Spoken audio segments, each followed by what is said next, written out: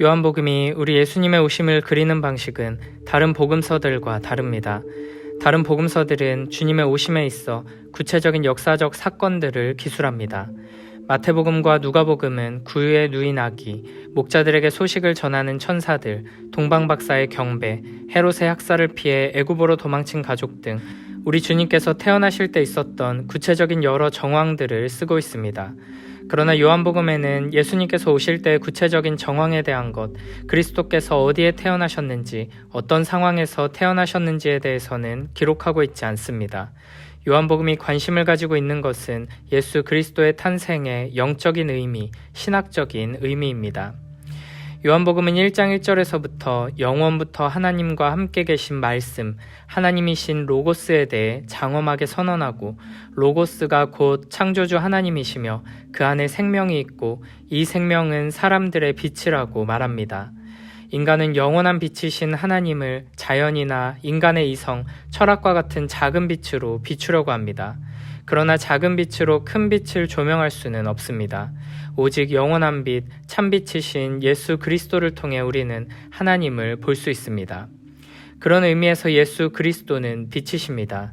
우리는 오직 예수 그리스도라는 참된 빛으로만 하나님을 비춰볼 수 있고 나 자신을 바르게 볼 수 있으며 이 세상의 본질을 온전히 꿰뚫어 볼 수 있습니다. 빛이신 예수 그리스도를 통해 하나님이 얼마나 아름답고 거룩하고 영원 무궁하며 선하시고 크고 높으신지 우리를 사랑하시는 좋은 분이신지 알 수 있으며 그에 비해 이 세상의 가치들, 우리를 유혹하는 것들은 얼마나 무가치하고 추한지를 분별할 수 있고 우리 내면의 어두움과 죄악들 또한 그리스도의 빛, 말씀의 빛으로 비추어 볼 수 있는 것입니다. 이것이 예수 그리스도를 빛으로 선언할 때 우리가 기억해야 할 가장 기본적인 의미입니다. 오늘은 빛이신 예수 그리스도 안에 담긴 의미들을 몇 가지 더 살펴보고자 합니다. 가장 먼저 우리가 요한복음 1장을 시작하면서 동시에 떠올리게 되는 창세기 1장과 연관해서 빛의 의미를 살펴보고자 합니다. 창세기 1장에 의하면 하나님께서는 제일 처음 빛을 창조하셨습니다. 요한복음 서론에서는 말씀이신 하나님, 로고스께서 이 창조의 주인이시며 동시에 그분께서 빛이라고 말하고 있습니다. 그리고 창조의 첫째 날에 하나님께서는 빛을 창조하시고 빛과 어둠을 나누십니다. 마찬가지로 요한복음에서는 5절에 빛이 어둠에 비치되 어둠이 깨닫지 못하더라 라고 말씀하시며 9절 10절에 참빛 곧 세상에 와서 각 사람에게 비추는 빛이 있었나니 그가 세상에 계셨으며 세상은 그로 말미암아 지은 바 되었으되 세상이 그를 알지 못하였고 라고 말씀하십니다. 우리는 여기서 창조의 첫째 날 만드신 빛과 요한복음에서 선포되고 있는 빛이신 그리스도의 모습이 매우 밀접하게 연결되어 있다는 것을 발견할 수 있습니다. 창세기 1장에서 첫째 날 창조된 빛은 태양이나 별들을 통해서 나오는 빛이 아닙니다. 빛 그 자체를 의미하며 혼돈하고 공허하고 흑암 가운데 있는 창조 이전의 상태에서 하나님께서 그 영원한 영광의 빛으로 비추셔서 빛으로 공허를 채우시고 어둠을 밝게 하셨고 빛과 어둠을 나누어 혼돈 가운데 질서를 주시고 있음을 의미한다고 할 수 있습니다. 이처럼 예수 그리스도께서 빛이시라는 것은 창조 때의 빛의 역할과 같이 빛과 어둠을 구분하시고 어둠을 물러가게 하기 위해 오신 분이라는 것을 의미합니다. 주님께서 세상에 오신 이유는 공허하고 혼돈하여 질서가 없고 깜깜한 어둠 가운데 헤매고 있는 우리를 비추셔서 회복시키기 위함입니다. 예수 그리스도께서 빛이라고 할 때 그 안에 담긴 두 번째 의미를 살펴보기 위해서는 출애굽기로 가야 합니다. 이스라엘이 광야 생활을 할 때 그들을 인도한 것은 흔히 말하는 구름기둥, 불기둥입니다. 이 기둥이 머무는 곳에 이스라엘은 진을 쳤고 이 기둥이 움직일 때 행진을 시작했습니다. 하나님께서는 이 기둥을 통해 이스라엘을 보호하시고 인도하셨습니다. 출애굽기 14장 24절 말씀입니다.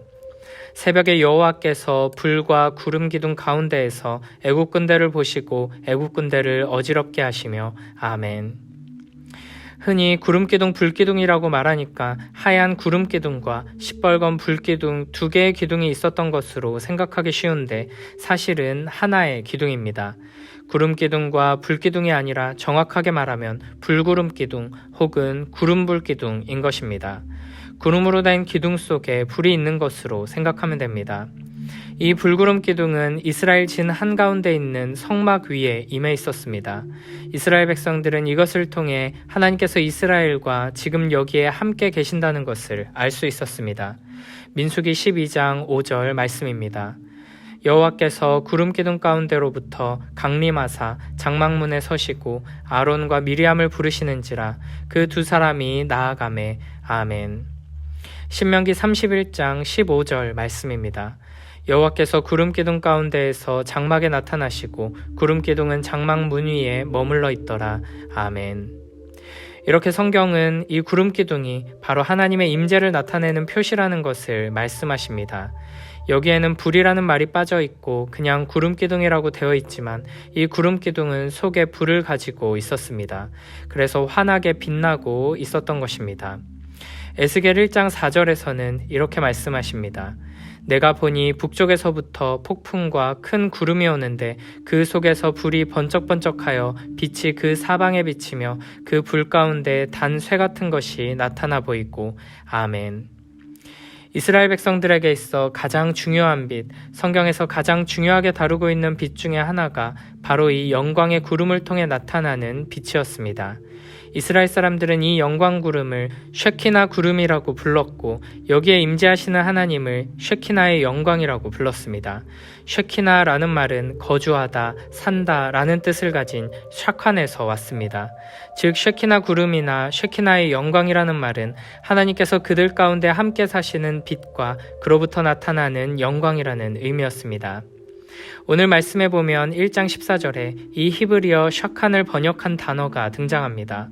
말씀이 육신이 되어 우리 가운데 거하시매 라고 할 때 거하시매 라는 말은 직역하면 장막을 치다, 살다, 거주하다 라는 뜻입니다. 우리 주님께서 빛이시라는 말의 두 번째 의미는 주님께서는 우리 가운데 계시는 쉐키나의 영광이십니다 라는 뜻입니다. 우리는 비록 우리 삶의 터전 가운데 성막도 가지고 있지 않고 그 성막의 지성소에 임재한 눈에 보이는 빛나는 영광의 구름을 가지고 있지도 않지만 우리에게는 그 성취로 오신 예수 그리스도께서 계십니다. 그리스도께서 세상에 성육신하신 일은 이 쉐키나의 영광 구름에 빛이 임한 것입니다. 구약의 이스라엘 백성들이 하나님의 성막에 나아갈 때마다 보았던 하나님의 영광을 이제 새로운 하나님의 백성들은 예수 그리스도 안에서 보게 된 것입니다. 마지막으로 성막 안에 있던 등불에서 나오는 빛과 연관해서 빛이신 그리스도에 대해 생각해 보겠습니다. 성경에 기록된 성막의 모습은 창문이 하나도 없고 여러 겹의 가죽으로 둘러쳐진 곳이었기 때문에 빛이 한 점도 들어올 수 없는 곳이었습니다. 성막 안은 말 그대로 완전한 암흑입니다. 하나님께서 계시는 곳은 이렇게 어두운 곳으로 묘사되었습니다. 이 캄캄한 성막 안은 오로지 단 한 가지의 빛으로 밝혀졌습니다. 성막 안에 있던 등대, 오직 이것을 통해서만 성막 안은 빛날 수 있었습니다. 그래서 우리가 성막을 만드는 방법에 관하여 쓰여진 곳에서 촛대에 관한 부분을 읽으면 거기에는 이런 언급이 있습니다. 출애굽기 25장 37절에는 등잔 7을 만들어 그 위에 두어 앞을 비추게 하며 라고 되어 있고, 민수기 8장 2절에서는 아론에게 고하여 이르라 등을 켤 때에는 7등잔을 등대 앞으로 비치게 할지니라 하시매 라고 말씀하십니다. 촛대는 성전을 비추는 빛이었습니다. 제사장에게는 이 등불을 살필 의무가 주어졌습니다. 성전 안을 비추기 위하여 결코 촛대의 등불이 꺼져서는 안 되는 것이었습니다. 이런 이유로 이스라엘 백성들에게 있어 이 등대는 사람의 인생을 밝혀주는 빛이라는 의미로 사용되었습니다.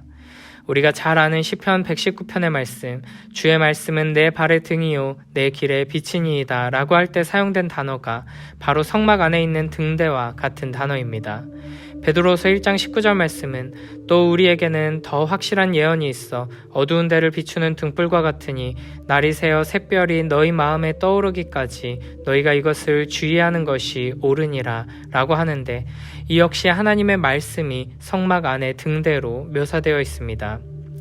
열왕기상 15장 4절에서도 그의 하나님 여호와께서 다윗을 위하여 예루살렘에서 그에게 등불을 주시되 그의 아들을 세워 뒤를 잇게 하사 예루살렘을 경고하게 하셨으니 라고 말씀하시며 다윗 왕조를 지키시겠다는 하나님의 약속에도 이 등대가 등장합니다. 스가랴서와 계시록을 보면 이 등대는 성령을 상징하는 것으로 되어 있습니다. 요한계시록 4장 5절 말씀입니다. 보좌로부터 번개와 음성과 우레소리가 나고 보좌 앞에 켠 등불이 7이 있으니 이는 하나님의 7 영이라. 아멘.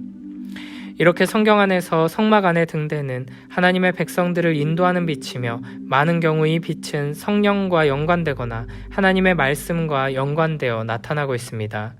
그러므로 요한복음이 우리 주님의 오심을 빛이 오신 것이라고 말씀하신 것의 의미는 우리 주님께서 창조 때의 빛처럼 어둠을 몰아내시는 분으로 우리에게 오셔서 우리의 죄를 물러가게 하신다는 것을 나타내는 것이며 이스라엘 진중에 함께 계셨던 쉐키나의 영광으로서 임마누엘 하나님, 즉 우리와 함께 계신 하나님으로 오셨음을 나타낼 뿐 아니라 성막 안에 있던 등불로서 자기 백성의 길을 비춰주시며 인도하시고 보호하시는 분이심을 말씀하고 있는 것입니다. 이렇게 우리 주 예수 그리스도께서는 세상에 빛으로 오셨습니다. 그러나 세상 사람들은 이 빛을 알아보지 못하고 영접하지 않았습니다. 모든 사람들이 죄로 말미암아 빛을 볼 수 있는 능력을 상실하고 맹인이 되었기에 당연한 결과입니다. 그러나 그 중에 하나님으로부터 난 자들은 눈이 열려 빛을 볼 수 있게 되었고 예수 그리스도를 영접하고 자신의 주로 받아들인 사람에게 주님은 진정으로 빛이 되어주십니다.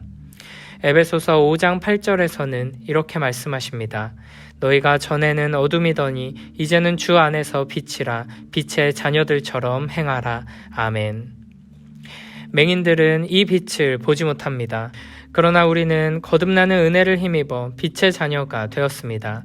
그러므로 우리에게 빛으로 오신 예수 그리스도께서는 그 빛으로 우리의 모든 어둠을 물러가게 하시고 그 빛으로 하나님의 영광으로 함께 하시며 그 빛으로 우리를 보호하고 인도해 주십니다. 빛이신 예수 그리스도를 통해 하나님의 자녀들에게 약속된 이 영광스럽고 아름다운 선물을 항상 기억하며 감사와 찬양으로 빛이신 예수 그리스도를 더욱 높이고 붙들고 의지하는 복된 우리 모두가 되길 축복합니다.